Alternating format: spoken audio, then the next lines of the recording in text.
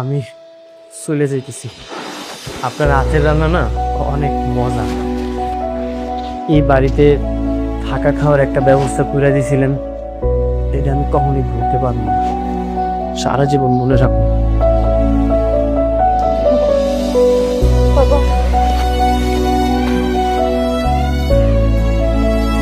Sir, আপনি আমার এই বিশ্বাস করে এই বাড়িতে রয়েছিলেন, আপনার বিশ্বাসটা আমি রাখতে পারিনি, আমার মাফ করে দিন।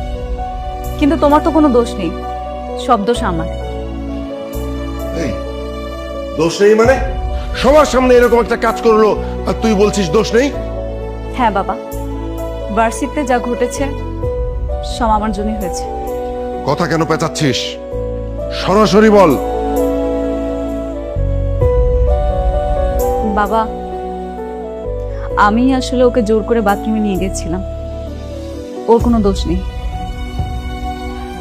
তুমি ওকে মাফ করে দাও, যা শাস্তি দিতে হয় তুমি আমাকে দাও বাবা। তুই কেন ওকে জোর করে বাথরুমে টেনে নিয়ে যাবি? কারণটা কি?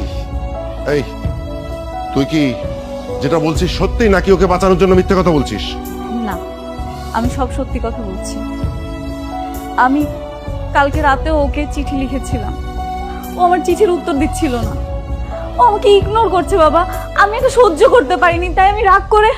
বাহ বাহ বাবা বাবা বাহ, কি অদ্ভুত চিন্তা ভাবনা নিয়ে তোরা চলিস। হ্যাঁ, তোর বাবা তোর সাথে ওর জন্য বিয়ে ঠিক করলো, তুই কি করলি? ঢং করে বলি না আমি বিয়ে করব না, গ্রামের ছেলে। আর তুই কিনা কালকে রাতে গেছিস ওকে চিঠি দেওয়ার জন্য। মানে মনে এই নূর, ও যা বলছে এটা কি সত্যি? হ স্যার, এই কথাটাই তখন আমি কইতে চাইছি।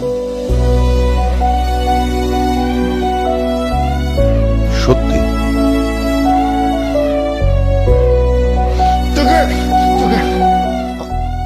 আগে কেন বলিসনি? কেন আগে তুই বলিসনি? এত ভালো হতে তোকে কে বলেছে? কে বলেছে? কেন তুই এত অপমান নিজের পরে কেন নিলি? স্যার, আমি চাই নাই যে আপনার আর সাধ্যের মধ্যে কোনো দূরত্ব সৃষ্টি হোক।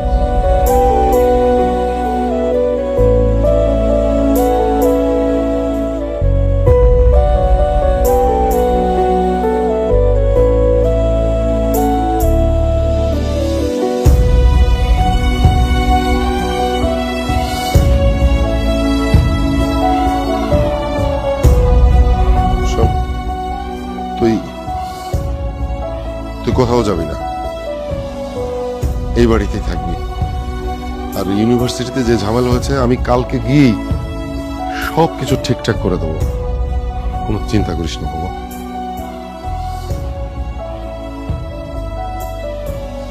Thank you sir.